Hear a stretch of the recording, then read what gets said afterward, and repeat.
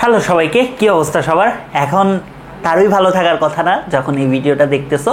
তোমরা অলরেডি ইংরেজি প্রথম পত্র দিয়ে আসছো, এক্সাম যা হবার হয়ে গেছে, বাট সেকেন্ড পেপারে যা হবার সেটা হতে দেওয়া যাবে না। আমাদের 90+ মার্কস তুলতে হবে এবং ট্রাস্ট মি, সেকেন্ড পেপারে 90+ মার্কস তোলা খুবই ইজি।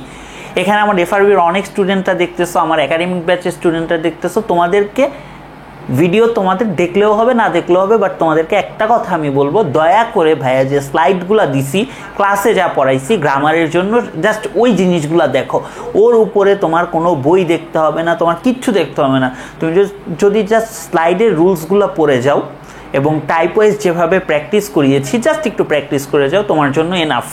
আর যারা আসো আম জনতা, যে ভাইয়া ব্যাচে ছিলাম, এফআরবিতে ছিলাম, পড়ি নাই, তাদের জন্য এই ভিডিও। বাট ওভারঅল টাইম থাকলে সবাই দেখে নিতে পারো এবং তোমাদের স্ট্র্যাটেজিটা কীরকম হবে পরীক্ষা হলে সেটা নিয়ে আলোচনা করব। তো অলরেডি আমি কিন্তু 2টা ভিডিও সেকেন্ড পেপারের উপর দিছি, প্লাস সেকেন্ড পেপারের অনেকগুলো ওয়ান শট ক্লাসও দিয়েছি।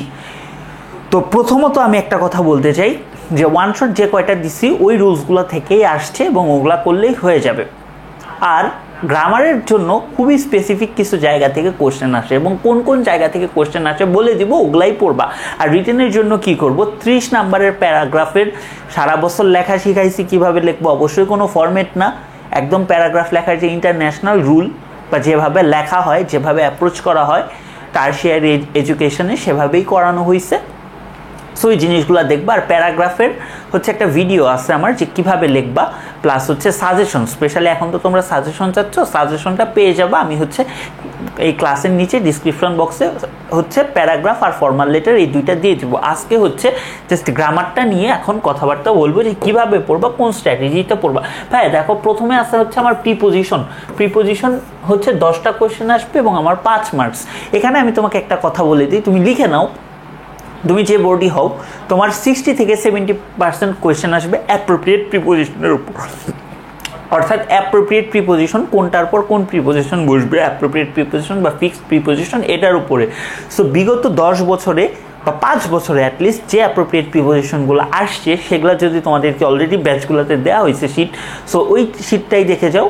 এবং তোমাদের ট্রিক্স দিয়ে মনে রাখানো শিখাইছি যে কীভাবে অ্যাপ্রোপ্রিয়েট প্রিপোজিশনগুলো মনে রাখতে হয়, সেইটা প্লাস ওই শিটগুলো দেখে যাও, হয়ে যাবে। বা যাদের কাছে শিটটা নেই, বোর্ডের কোয়েশ্চেনগুলো দেখে যাও, বা যে বই থেকে পড়ছো অ্যাপ্রোপ্রিয়েট প্রিপোজিশনটা পড়ো। এই মুহূর্তে যাদের হাতে টাইম নেই, জেনারেল ইউজ অফ প্রিপারেশন সেটা না দেখলেও হবে, কারণ এখন তোমার হাতে টাইম নেই। জেনারেল ইউজ অনেক ব্রড একটা টপিক, বাট কোয়েশ্চেন আসে কম। সো এখান থেকে আমরা কিন্তু অলরেডি ডিস্ট্রিবিউশনটা করে ফেললাম, ঠিক আছে? এখানে আমাদের 5 তোলা খুবই ইজি, খুবই ইজি। আর প্রিপোজিশন ক্লাস 8 থেকে পড়তেছো, না পারার তো আমি কোনো কারণই দেখি না। জেনারেল ইউজ পড়তেছো, এটা না পারার কোনো কারণই দেখি না। তারপরে আসে হচ্ছে আমাদের স্পেশাল ইউজ। স্পেশাল ইউজ, এখানে একটা কথা বলে দিই, ক্লাসে 18টার মতো টাইপ পড়াইছি, বাট এইখানে এখন 10টা টাইপ দেওয়া আছে। তুমি ভাই এই 10টাই দেখবা, তুমি জাস্ট এই 10টাই দেখবা, হাতে সময় থাকলে বাকিগুলো দেখবা। এখানে যে 10টা উল্লেখ করা আছে স্ক্রিনশট নিয়ে নাও, এটা হচ্ছে আমাদের সিলেবাস। এই 10টা দেখবা এবং এটা প্রশ্ন আউট করে দিছে, সোজা কথা। এই 10টা থেকে আসবে, এই 10টার ইউজ পারলেই হবে, ঠিক আছে? এইটা পেরে যাবা, এটা খুব ইজি। এখন এখানে একটা কথা বলে নিই, special use, completing sentence, right form of verb, আমি বলি এরা হচ্ছে যমজ ভাই, জাস্ট ইউজটা ডিফারেন্স। একটা তোমার এক জায়গায় স্পেশাল ইউজে ফ্রেজটা চায়, রাইট ফর্ম অফ ভার্বে ভার্বটা চায়, কমপ্লিটিং সেন্টেন্সে সেন্টেন্সটা লিখতে হয়। এদের মধ্যে যে রিলেশনটা সেগুলো কিন্তু ক্লাসে দেখাইছি। সো একটা নিয়ম 3 জায়গায় রিপিট করে পড়ার দরকার নাই, এক জায়গায় যে পড়ছো জাস্ট অতটুকু পড়লেই হবে। এখন চলে আসি কমপ্লিটিং সেন্টেন্স নিয়ে। ভাই কমপ্লিটিং সেন্টেন্সের 10 নাম্বার এবং আমাদের ম্যাক্সিমাম স্টুডেন্টদেরই প্রবলেম, ভাই কমপ্লিটিং সেন্টেন্স পারি না, কমপ্লিটিং সেন্টেন্স পারি না। তো কমপ্লিটিং সেন্টেন্স ভাই কী করবো? দেখো, ক্লাসে যে টাইপগুলো দেখাইছি জাস্ট ওই টাইপগুলো দেখে যাবা যারা ক্লাস করছো, প্রথম কথা। দ্বিতীয়ত কথা, কমপ্লিটিং সেন্টেন্স অনেক বড় একটা টপিক, বাট এত বড় জায়গা থেকে আসে না। স্পেসিফিক কিছু রুলস আছে যেগুলা হচ্ছে লাস্ট 3 বছরের অন্তত কোশ্চেন ঘাটলেই পেয়ে যাবা, জাস্ট ওই রুলসগুলো দেখে যাবা। I think it will be enough for you guys, ঠিক আছে? তবে এই জায়গাটায় তোমরা একটু গুরুত্ব দিও, যেহেতু 10 নাম্বার, তোমরা একটু গুরুত্ব দিও। তারপরে আসে হচ্ছে আমাদের রাইট ফর্ম অফ ভার্ব আর সাবজেক্ট ভার্ব এগ্রিমেন্ট, আমাদের 7 নাম্বার। তো আপাতত এটা একদমই তোমাদের অনেক বড় টপিক, বাট এত বড় করে আমার এখন আপাতত পড়ার দরকার নাই। আমি জাস্ট হচ্ছে 12টা টেন্সও না, কয়েকটা টেন্স বাদ যায়, ধরো 12টা টেন্স, এবং তাদের কিছু ইউজ ধরো রিসেন্টলি থাকলে কি হয়, তারপরে এরকম কিছু যে ইউজগুলো আছে না, জাস্ট 12টা টেন্সের স্ট্রাকচার এবং তার আশেপাশের জিনিসগুলো যদি একটু জেনে যাও, আর কয়েকটা কন্ডিশনালস তো কমপ্লিটিং সেন্টেন্সেও আসতে পারে, রাইট ফর্ম অফ ভার্বেও দিয়ে দিতে পারে। সো এই জিনিসগুলো একটু দেখে যাবা, দেখবা রাইট ফর্ম অফ ভার্বটা চলে আসছে। যতটুকু বললাম জাস্ট অতটুকু right form of verb tense এবং তার আশেপাশের ইউজগুলো দেখলেই রাইট ফর্ম অফ ভার্ব মোটামুটি এনাফ তোমাদের জন্য হয়ে যাবে। আচ্ছা, এরপর আসতেছে আমাদের ন্যারেশন। ক্লাস 8 থেকে করে আসতেছি 7 নাম্বার ন্যারেশন আমরা সবাই কম বেশি পারি।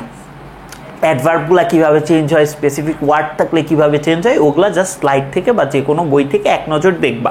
স্পেশালি যেটা দেখবা প্যাসেজ ন্যারেশন আমাদের আসবে। ধরো স্যার যদি থাকে সেটাকে আমরা কিভাবে অ্যাড্রেস করব, কিংবা ধরো কোনো জায়গায় আছে ডার্লিং, এটারে কিভাবে আমরা অ্যাড্রেস করব, কিংবা ধরো আরও বিভিন্ন ধরনের কথা থাকে, দুইটা অ্যাসার্টিভ সেন্টেন্সকে কীভাবে কানেক্ট করবো, একটা অ্যাসার্টিভ সেন্টেন্সের সাথে একটা ইন্টারোগেটিভ সেন্টেন্স কীভাবে কানেক্ট করবো, এই রুলসগুলো আমরা একটু দেখে যাব। ঠিক আছে, তারপরে আসে আমাদের সবচেয়ে ভয়ের টপিক মডিফায়ার্স। ভাই মডিফায়ার্স নিয়ে ভয় পাওয়ার কিছুই নেই। আমি যখন মডিফায়ার্সটা পড়াই একাডেমিকে বা এফআরবিতেও পড়াইছি, পার্টস অফ স্পিচ পড়াইছি, ফ্রেজ ক্লজ পড়াইছি, তারপরে মডিফায়ার্স পড়াইছি। এখন তো তোমাদের এত কিছু পড়ার টাইম নেই, এক্ষেত্রে তোমাদেরকে একটা সাজেশন দিব। আমার মডিফায়ার্সের যে ওয়ান শট ক্লাসটা আছে, যে কয়টা টাইপ দেখানো আছে ওই কয়টা টাইপই দেখো। এর বাইরে আশা করি কোনো বোর্ডে কোনো প্রশ্ন আসবে না। হায়েস্ট হচ্ছে 5টা প্রি মডিফায়ার, 5টা বা 6টা প্রি মডিফায়ারের টাইপ, 5টা বা 6টা একই পোস্ট মডিফায়ারের টাইপ, ধরো 7টা 14টা টাইপ দেখে গেলেই মোটামুটি চলে আসবে। সো মডিফায়ার্স আর কানেক্টরস এই দুইটার জন্য আমার একটাই সাজেশন, আমার ওই ভিডিওটা ওয়ান শট, একটা মনে হয় 45 মিনিট, একটা মনে হয় 35 মিনিট। মডিফায়ার্সটা মনে হয় একটু বড়, কানেক্টরসটা ছোট, 35 মিনিট অর সামথিং। এই দুইটা না, আরেকটু বড় হয়তো হবে। এই দুইটা ক্লাস যাদের দুর্বলতা আছে, মার্কস হারাইতে পারো মনে হয়, তারা এই দুইটা ক্লাস একটু করে নিও। যে টাইপগুলো আছে, আমি কোনো সময় পরীক্ষার আগে লং ক্লাস নিয়ে আমি এটাকে সাপোর্ট করি না, কারণ এখন তোমাদের নিজেদের পড়ার টাইম। যতই তোমরা এক্সপার্ট হও বা যতই নুব হও, এই টাইমটা নিজেদের পড়ার টাইম। সো আমি বলে দিচ্ছি, তোমরা ওই ক্লাসটা একদম শর্ট টাইমে তোমরা এই দুইটা টপিক শেষ করতে পারবা। আচ্ছা, পাঞ্চুয়েশনটা পুরো তোমাদের একটা ফ্রি নাম্বার, আমি সিনোনিম অ্যান্টোনিম নিয়ে আসতেছি। তো পাঞ্চুয়েশনটা কি করবা, full stop, question mark, note of exclamation, comma, এরকম 4 থেকে 5টা পাঞ্চুয়েশন জাস্ট আমরা দেখলেই হয়ে যাবে। ওই যেগুলা আসছে ওগুলা দেখলেই হবে। এটা যদি তুমি আন্দাজেও দাগাও তাও তুমি 6 পাবা, 5 বা 6 পাবা, জাস্ট আইডিয়া থাকলে। বাট একটু রুলসগুলো দেখে নিলে আমাদের হয়ে যাবে। তারপরে আসতেছে সিনোনিম অ্যান্টোনিম। এটার জন্য আমি 2টা সাজেশন দেবো।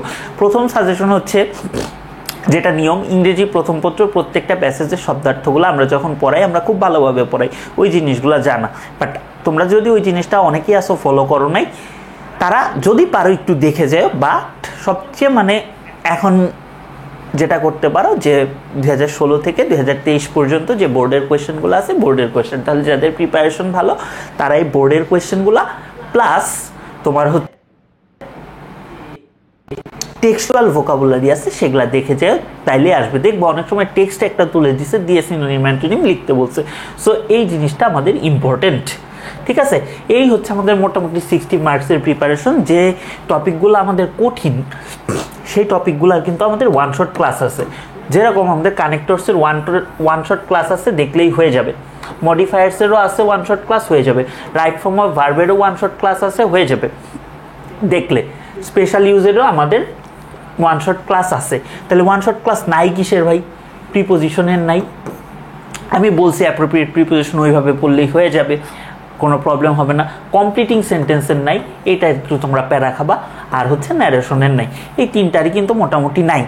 আর এই 3টা আমি দেওয়ার চেষ্টা করব, বাট না দিতে পারলেও কমন রুলসগুলো পড়ে গেলেই হয়ে যাবে। আর পার্ট বি নিয়ে আমি এই ভিডিওতে কিছু বলবো না, কারণ প্যারাগ্রাফের সাজেশন নিয়ে আমার আলাদা ভিডিও আছে, প্লাস হচ্ছে ফর্মাল লেটার নিয়েও আলাদা ভিডিও আছে। সো প্যানিক করা যাবে না। যারা এফআরবি স্টুডেন্ট আছো বা হচ্ছে আমার একাডেমিক ব্যাচের স্টুডেন্ট আছো, তারা অ্যাটলিস্ট ক্লাসও যদি আগে না করে থাকো, জাস্ট প্রায় স্লাইডগুলো দেখে যাও, ওয়ান শট ক্লাসগুলো দেখে যাও, কভার হয়ে যাবে। আর যারা একদমই কিছু করো নাই তারা ওয়ান শট ক্লাস প্লাস যে কথাগুলো বললাম এগুলো একটু মেনটেন করার চেষ্টা করো এবং এইভাবে প্রিপারেশনটা নাও। আর রিটেন পার্টের সাজেশন তোমরা ডিসক্রিপশন বক্সে পেয়ে যাবা, 2টা ভিডিও আছে, দেখে নিও। তো আমি যতটা শর্টে সম্ভব তোমাদেরকে হেল্প করা যায় সেটা করলাম। কারো কোনো মন্তব্য থাকলে বা তোমাদের যদি কোনো কিছু জানার থাকে অবশ্যই কমেন্ট বক্সে জানিও। আর ক্লাসটা ভালো লাগলে অবশ্যই আমার যে Facebook group crowning English with সম্পদ সেখানে জয়েন করিও, কিংবা আমার ইউটিউব চ্যানেলটাতে একটু সাবস্ক্রাইব করিও। তাহলে ধন্যবাদ সবাইকে, ভালো থাকো সবাই।